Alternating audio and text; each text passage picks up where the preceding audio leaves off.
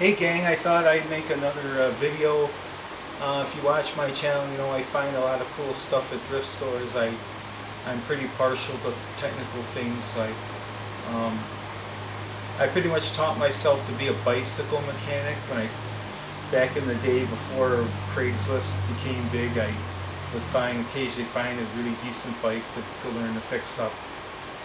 Mainly because I had bought some new bikes when I could afford them, but I didn't want to experiment on them and possibly ruin components or whatever. But I'm learning to fix those, so I would buy older bikes, some decent bikes, and I've had many over the years.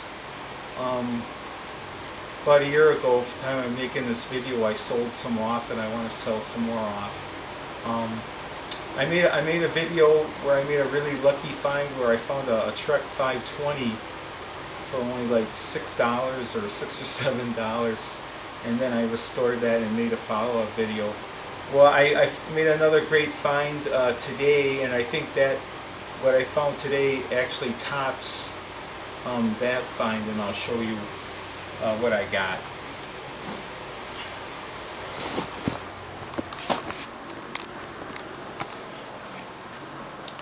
At a Vincent de Paul thrift store, I found this bike, and I would say that this is as good as it gets as far as bikes at thrift shop. This is a Schwinn Paramount Series 7 road bike, and from what little research I've done, I believe this is from 1992. But some of the components on here don't seem to be of the same spec as what I found.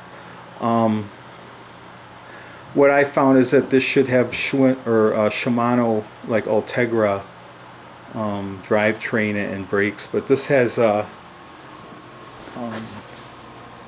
Exage components, but they're still very high quality alloy components. And as you can see, I have not touched this thing since I brought it home. I have not cleaned off any of the grime or anything, but the frame appears to be in excellent shape. There's hardly any scratches. My guess is that this thing was probably bought and then hardly ever ridden. It has a kind of a vintage older computer on it, which I kind of hope still works, because I really like these older ones. They're bigger and the buttons are nice and big. I used to have one of these, in fact, a long time ago, so I like them. But I really like what on these is the classic down tube shifting. Very easy to adjust. And now you're gonna be blown away for how little I paid for this bike. Oh, by the way, this is the rear wheel. It didn't have a front wheel, but this rear wheel is really not a very high quality wheel. It's an alloy wheel. It's an Araya, one of those Japanese wheels. But I'll probably get a set of new decent wheels for this bike. But going back to the price, this is what it went for. $7.50. So definitely a bargain. I don't think I'll ever find another bargain like this, but you never know.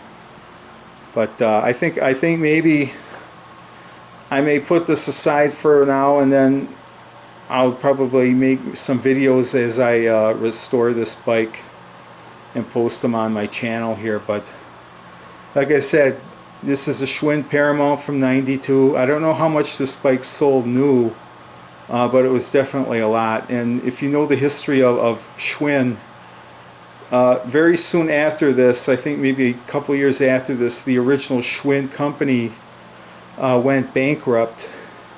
But one member of the Schwinn family who owned the company, Richard Schwinn, he kept the original Paramount facility going in Waterford, Wisconsin, and of course that lives on today as Waterford Precision Cycles. So this is basically the same bikes that if you want to buy a Waterford lug steel alloy frame.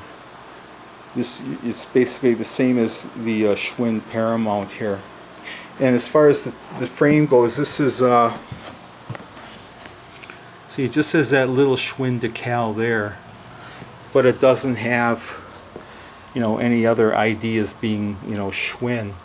And maybe that's why the people at the thrift store didn't realize how great a bike this was. They saw this kind of paint job. By the way, this paint job, this purple paint job, is called Purple Freak. That's the exact name of the paint, Purple Freak.